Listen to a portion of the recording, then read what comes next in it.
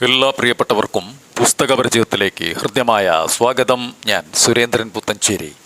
George Stephenson എഴുതിയിട്ടുള്ള the crusher island എന്ന നോവലിൻ്റെ 9-ാം അധ്യായം ശ്രദ്ധിക്കാം. ഡോക്ടർ ലിവ്സിയെ കാണുന്നു. സിൽവർ അവർക്കു വേണ്ടി മറ്റൊരത്ഭുതം കാത്തുവച്ചിരിക്കുന്നു. അയാൾ നിധിയുടെ ഭൂപടം അവരെ കാണിച്ചു.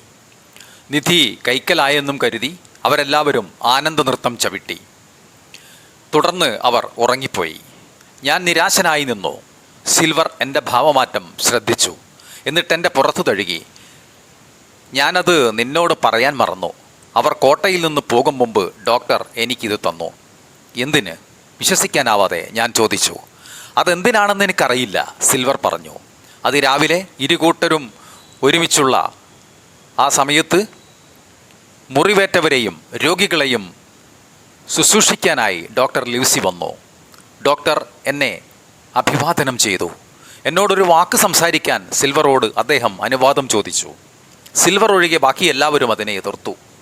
അതുകൊണ്ട് താഴ്ന്ന ഒച്ചയിൽ ഞാനും ഡോക്ടറും സംസാരിച്ചു. ഞാൻ എൻ്റെ സാഹസിക യാത്രയെപ്പറ്റി ഡോക്ടർ ലിവ്സിയോട് വിവരിച്ചു. ഞാനൊരു അത്ഭുത ബാലനാണെന്ന് അദ്ദേഹം പറഞ്ഞു. നിങ്ങൾ കൂടുതൽ സംസാരിക്കുന്നത് എനിക്ക് അനുവദിക്കാനാവില്ല. എൻ്റെ ആളുകൾക്കേ സംശയമുണ്ടാകും. ഞാൻ അവരെ വഞ്ചിക്കുകയാണെന്ന് അവർ കരുതും. പക്ഷേ ഡോക്ടർ ലിവ്സി, ഞാൻ ഈ ചെയ്യുന്നത് നിങ്ങൾക്കും ജിമ്മിനും വേണ്ടിയാണ് എന്നോർക്കണം. നമ്മൾ ഇംഗ്ലണ്ടിൽ മടങ്ങിയെത്തുകയും എനിക്ക് വിചാരണ നേരിടേണ്ടി വരികയും ചെയ്താൽ നിങ്ങൾ എന്നെ സഹായിക്കുമെന്നും കോടതിയിൽ എനിക്ക് വേണ്ടി ദയയോടെ സംസാരിക്കുമെന്നും ഞാൻ പ്രത്യാശിക്കുന്നു. സമ്പൂർണ്ണ സ്വാതന്ത്ര്യം വാഗ്ദാനം ചെയ്യാൻ എനിക്ക് കഴിയില്ല. പക്ഷേ നീതി നടപ്പാക്കുന്നതിന് വേണ്ടി നിങ്ങൾ നിൽക്കുകയാണെങ്കിൽ എന്നാൽ കഴിയുന്നതെല്ലാം ഞാൻ ചെയ്യുന്നതായിരിക്കും. സിൽവറിന് കൈ കൊടുത്തുകൊണ്ട് ഡോക്ടർ ശാന്തമായി പറഞ്ഞു. പിന്നീട് തിരിഞ്ഞ് എൻ്റെ പുറത്ത് തലോടിയതിന് ശേഷം കൂട്ടിച്ചേർത്തു. സിൽവർ, ഈ കുട്ടിയെ ശ്രദ്ധാപൂർവം പരിരക്ഷിക്കുക. ഒരു ദ്രോഹവും ഇവന് സംഭവിക്കരുത്.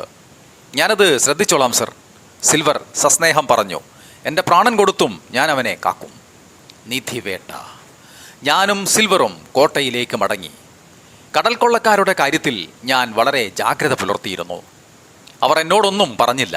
പക്ഷേ അവരുടെ നിഷ്ഠൂരമായ ഒളിഞ്ഞുനോട്ടം പറയാതെ തന്നെ എല്ലാം പറയുന്നുണ്ടായിരുന്നു. പ്രാതൽ കഴിഞ്ഞ് ഞാനും കടൽ കൊള്ളക്കാരോടൊപ്പം നിധി വേട്ടയ്ക്കിറങ്ങി. ഞങ്ങളെല്ലാവരും തീരത്തേക്ക് നടന്നു. തണ്ടുവെച്ച 2 വഞ്ചികൾ അവർ ഒരുക്കിയിട്ടുണ്ടായിരുന്നു. ഉദ്ദിഷ്ട സ്ഥലത്തേക്ക് അവർ വഞ്ചി വലിച്ചു. ഭൂപടപ്രകാരം നിധി പരിശോധനയുടെ തുടക്കം ഒരു വലിയ മരത്തിൻ്റെ ചുവട്ടിൽ നിന്ന് തന്നെയായിരുന്നു.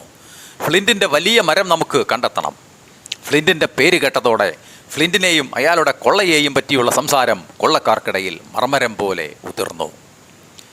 ദയവെന്ന വികാരം ഒട്ടുമില്ലാതെ ആ കൊലയാളികളുടെ സംഘത്തിലാണ് ഞാനെന്ന് അതോടെ എനിക്ക് മനസ്സിലായി.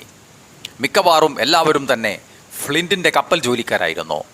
അവർ യാതൊരു മടിയുമില്ലാതെ കൊള്ളയും കൊലയും നടത്തി രസിക്കുന്നവർ. ഞങ്ങളുടെ വഞ്ചികൾ പെട്ടെന്ന് തന്നെ ദ്വീപിൻ്റെ ഓരത്ത് പീഠഭൂമിയുടെ തീരത്തെത്തുകയും ഞങ്ങൾ മരം കണ്ടെത്താനായി നടന്നു നീങ്ങുകയും ചെയ്തു. നടന്നു കയറാൻ തുടങ്ങിയതോടെ യാത്ര കൂടുതൽ ദുഷ്കരമായി. യാത്ര പുരോഗമിക്കവേ ഞങ്ങളൊരു അസ്ഥിക്കൂടം കണ്ടു. അത് കീറിപ്പറഞ്ഞ പഴന്തുണി കൊണ്ടുള്ള വസ്ത്രം ധരിച്ചിരുന്നു. വിലക്ഷണമായ തരത്തിൽ പല്ലിളിക്കുന്ന മുഖഭാവം ആയിരുന്നു അതിന്.